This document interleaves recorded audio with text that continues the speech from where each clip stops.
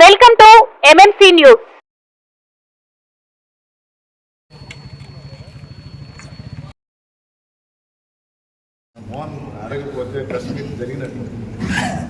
Sir, గతంలో 2019లో 151 సీట్లతో YCP ప్రభుత్వం అత్యధిక మెజార్టీ సాధించింది.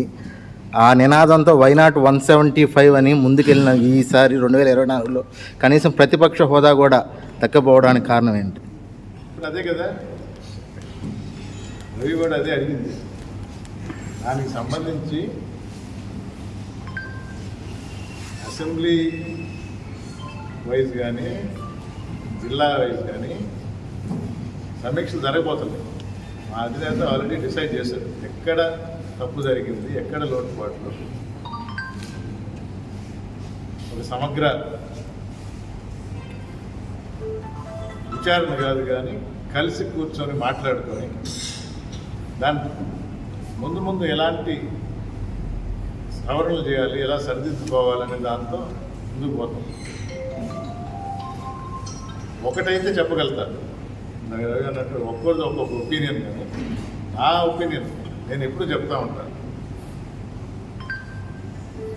జనార్దన్ రెడ్డి గారి తరఫున ఎన్నో ఎలక్షన్స్ చేసిన, 19లో కూడా 14 అసెంబ్లీలు ఇన్ఛార్జిగా ఉన్నాను. నాకున్న అనుభవం రీత్యా ఇదివరకు ఎప్పుడు కూడా ఓటేసిన తర్వాత కూడా బయటపడకుండా ఉన్న మొదటి ఎలక్షన్ ఇది. రిజల్ట్స్ వచ్చి వారం రోజులైంది. ఇప్పుడు కొంచెం తెలిసి వస్తూ ఉంది, మాట్లాడుతూ ఉంటే ఇప్పుడు నెమ్మదిగా బయటపడుతూ ఉంటారు, విషయాలు తెలుస్తూ ఉంటాయి. ఓటు వేసిన 3 వారాలకి కౌంటింగ్ జరిగింది. 3 వారాల్లో కూడా ఎక్కడ బయటపడలా. ఓటు వేయక ముందర చెప్పేవాడు ఒక టైం, ఓటు వేసిన తర్వాత చెప్పేసేవాడు. ఈసారి కౌంటింగ్ అయిన తర్వాత కూడా నిజం చెప్పాలంటే ఇంకా నోరెప్పుల. ఇప్పుడు సో ఈ ఎలక్షనే వేరేగా జరిగింది. అది ఎందుకు అనంటే స్వతహాగా నాకు కొంచెం అవగాహన వచ్చింది. కానీ అది విడమర్చి చెప్పాలంటే అందరు మా అధినాయకత్వం చెప్పి ఇదే సీక్రెట్లు కాదు, కానీ ఒక్కో రకంగా చూస్తారు. ఒక్కొక్క కాన్స్టిట్యున్సీలో ఒక్కొక్క రకంగా ఉంటుంది.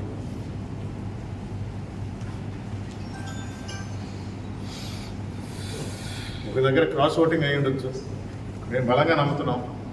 ఇక్కడ క్రాస్ ఓటింగ్ వల్ల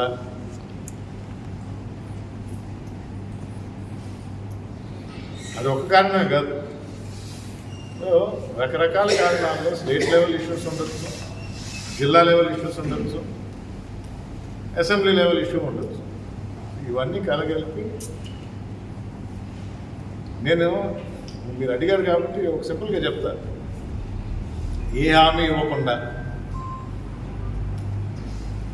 151 సీట్లు ప్రజలు ఇచ్చారు, ఆ హామీలు నెరవేర్చారు. వైనాట్ 175 అన్నాం, ఇచ్చిన హామీ అయితే నెరవేర్చాం. వైనాట్ 175 ఇచ్చిన హామీ ఎక్కడ తగ్గిందా? మీరేమైనా మద్యపాన నిషేధం అనవచ్చు. చేసినవన్నీ మీరు చేసినవన్నీ చెప్పండి, మా మేనిఫెస్టోలో ఉండేయండి.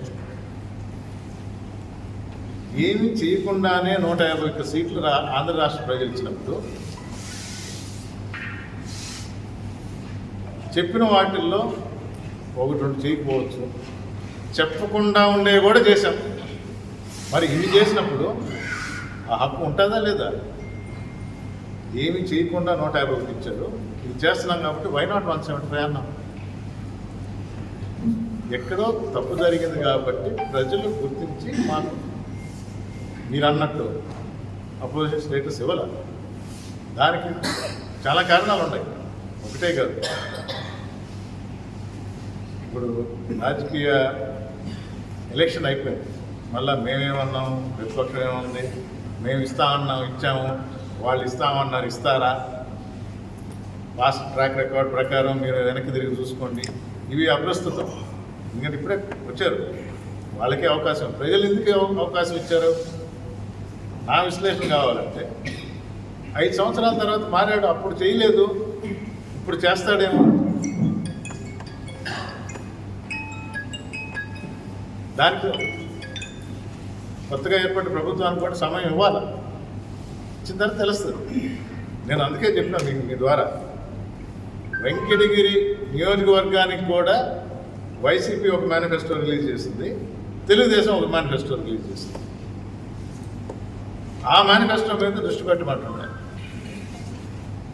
దానికి మా సహకారం ఉంటుంది, సూచనలు కావాలంటే ఉంటాయి. ఎందుకంటే వెంకటగిరి ప్రజలు సంతోషంగా ఉంటారు. దీన్ని డెవలప్ చేయాలి. ఎలక్షన్ వరకు ఏం చేస్తామనేది ఒక ఎత్తు, ఎలక్షన్ తర్వాత అభివృద్ధి బాటలో పడాలి. సో వై నాట్ 175 అనే నినాదం అది కరెక్ట్ అనే.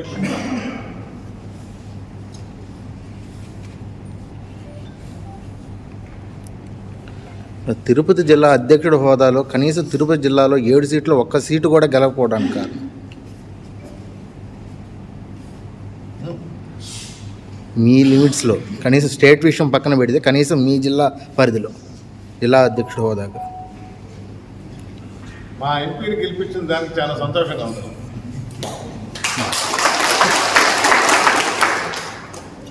ఒక రిజర్వ్ సీట్లో జనరల్ సీటు ఆటోమేటిక్గా గెలవచ్చు, ఆయన బలం ఉండొచ్చు. తిరుపతి జిల్లాలో మేము త్యాగం చేశామని చెప్తాం కావాలంటే. ఒక ఎస్సీ రిజర్వ్ సీట్ ఎంపీగా ఉంటే ఇంతమంది ఓడిపోయినా, ప్రజలు తిరస్కరించిన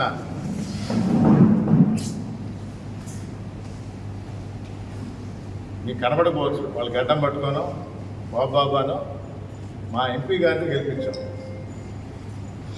దానికన్నా క్రెడిట్ ఉంటుందా చెప్పండి?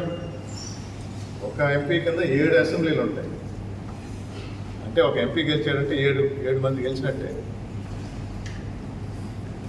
అసెంబ్లీలో కూర్చోలేము, కానీ మా ఎంపీని గెలిపించి మేము గెలిచామనే భావిస్తాం.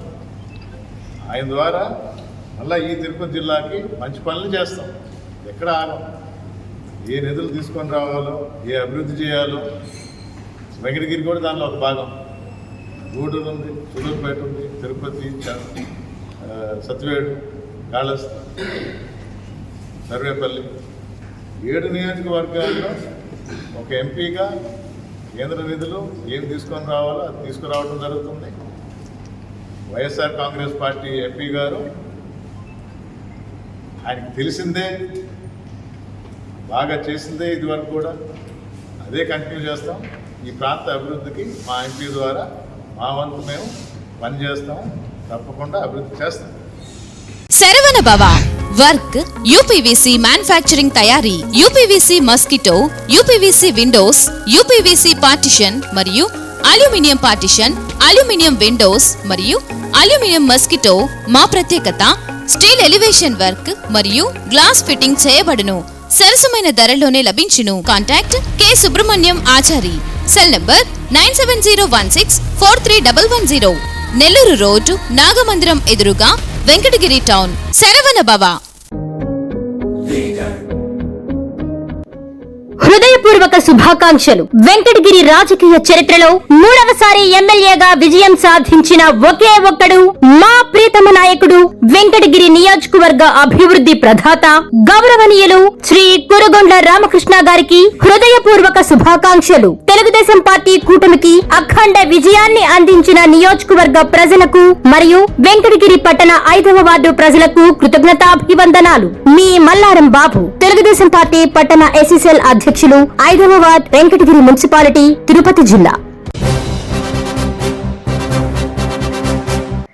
జయహో కురుగొండ్ల రామన్న.